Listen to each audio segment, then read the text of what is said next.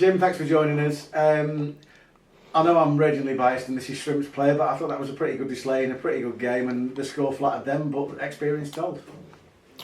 Yeah, I think you're right. I think, great atmosphere. Carlisle fans travelling good numbers got behind them, which, they're on the crest of a wave at the minute, unbeaten, playing well, and in the top three. So we knew it was going to be a tough game, but I thought the Morecambe fans got behind us. As I say, good atmosphere, good crowd. I thought the game just took off straight away. I thought we started well, we created chances. I think we were better side first 20 minutes.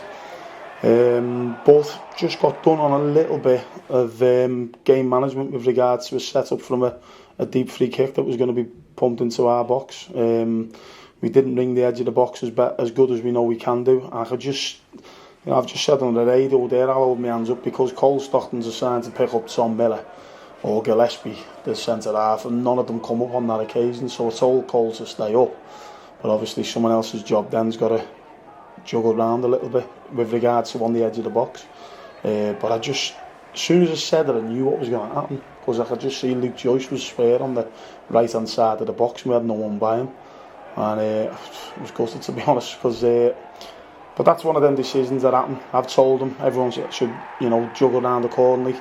But once it's come in, obviously the lads put it away and it was all hands to the pump to try and get it out once Luke Joyce put it in the box. But we played some good stuff, we created chances, we should have scored 2, 3 easily. I think we missed some big chances.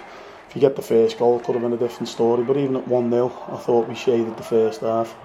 They've had 1 or 2, they played some good stuff. They're, handful, got good experience, look at the front two, they know the level, they know the game. I thought they caused us problems, but I thought we caused them problems going the other way as well. So to come out second half, a little bit to and fro, not much in it.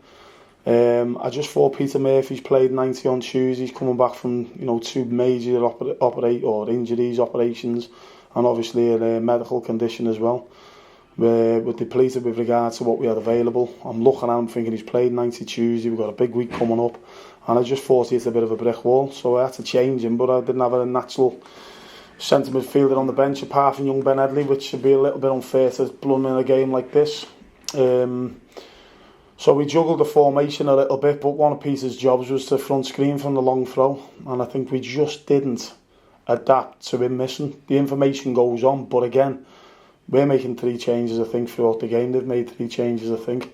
So sometimes the man you're picking up becomes someone else, and you've got to juggle it around, or your job changes. They all know the jobs, but sometimes things can happen. Someone could be down injured.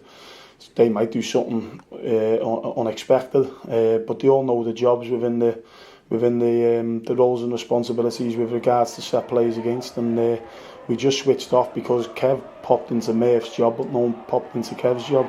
They've got the run, flicked it on, and to be fair, the lads made a great finish. We've got to get pressure on the ball there, so a little bit of know-how, a little bit of game management, a little bit of experience, and that's what they've got over us. Again, I think it was Kennedy who was running in, it was Peter Murphy's man for the final goal. I don't know whether he got the last touch or not, but I think credit where credit's due. They're a good side, and so they should be. They're ambitious. They're a big club, big backing. We'll look at Miller and Devitt, 2 of our best players last year, and now they're there. So it's you look on the bench, the likes of Ellis and Brisley, very, very good defenders.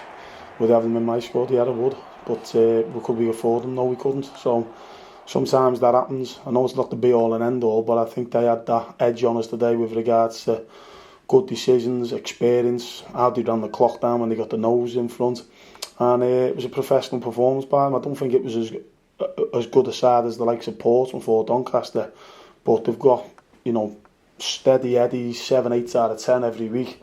Very knowledgeable, know the level. I'm looking at the team beforehand. I think they had the majority of players at around 29, which is in the peak. They're right at the top of the game. Jones and Joyce in midfield, Granger at left back 30. Rains. They just had that know-how over us. So we prepared, right? We've done everything that we usually do. We've given it all. I've said that to the lads in there. That's always the least we expect. They've battled and they've given it a right good go today. I think we played some good football. We should have scored. We should have took the chances when they come the way. And as I say, if we would have got you a goal back when it was 1-0 or go a goal up, it could have been a different story. So I think there's positives to take out of it, and people are saying I'm mad when you've been beat 3-0 at home, but I think there was some strong performances today, and when I look back over the game, we've really tested the keeper on numerous occasions, and on another day we should have scored 2 or 3. My frustration is a little bit of inexperience in the back line, which is our Achilles heel, we know that, but they're good players and they're only going to gain the experience by playing regularly, and that's why you put them in the team, to try and teach them, to try and make them better players. And you know, these experiences, I said that when we got beat 7-0 at Cambridge, when we had probably no one over 21 on the back line and a 19-year-old keeper, they'll look back on the experience and they've got to learn and man up and make better decisions and become more vocal and gain that experience, which will make them better players going forward. But that was probably our problem today in that back line. It was a little bit jitty, a little bit, and they're up against class players. You know, Sean Miller, we know, is very, very good. He caused them problems. Bigger Bear, the centre forward, target man, roughed them up. You know, the wide players, Nicky Adams for me was one of the best players in the division last year. You know, Dever coming on.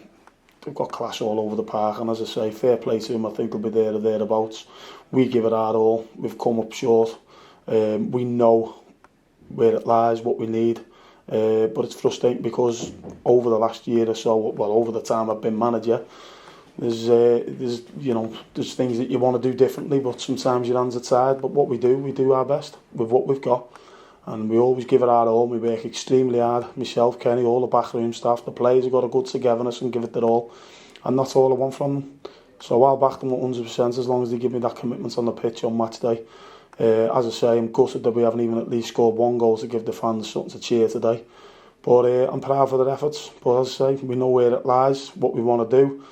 And now with the new owner and the division slightly changing, and the ambition maybe of what we can now do going forward, you know, it's my job now to start looking at where we can improve. I know where we want to improve and what we need.